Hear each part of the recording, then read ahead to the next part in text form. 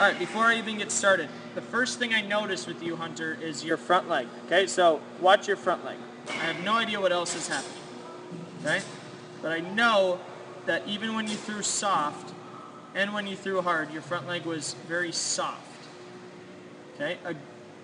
I'm going to just focus on that and then go to everything else. Okay, so you're hitting the ground right here. Your front leg is going to continue to absorb everything until right there.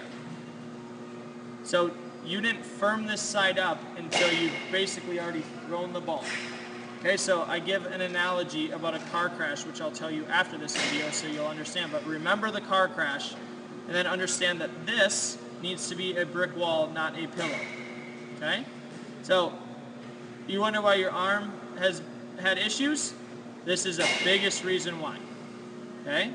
And I'll back it up and explain why that's happening. Okay?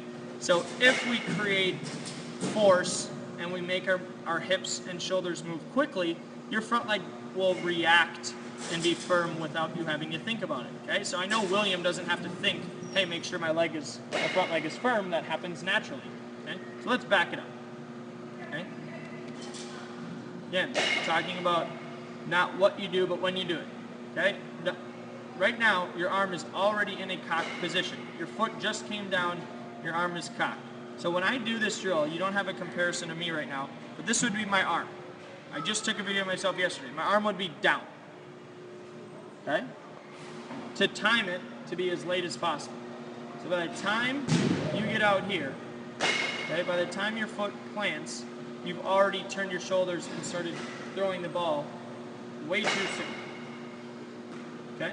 If I take your shoulders and put you in this position right now, you'd want your shoulders and arm to look like this when your legs look like this, essentially. Okay? So I see early arm cocking immediately. Okay? First thing you do is cock your arm. Okay? And that doesn't need to happen until you transfer your weight. Very similar concepts to us hitting. Okay? Last thing is this. I talked about this in William's video too. The positioning of your hips and shoulders should be faced away from where you're going. That counter rotation again. So when I talk about counter rotation in hitting, I learned it from throwing. Because I see it happening, I do it. I see good throwers having their hips and shoulders facing back toward the shortstop as they move. Okay, so this is something that we could work on. Okay, and next time maybe we take 35 minutes on hitting. Okay, talk less, do more, and come in here and work on some throws and work on these positions, because right now you're already opening up. Your front foot opens up immediately. Front foot's completely wide open, and it doesn't need to be open until you get your weight transfer. So if your front foot opens, what do you think your back hip is going to do? Also open.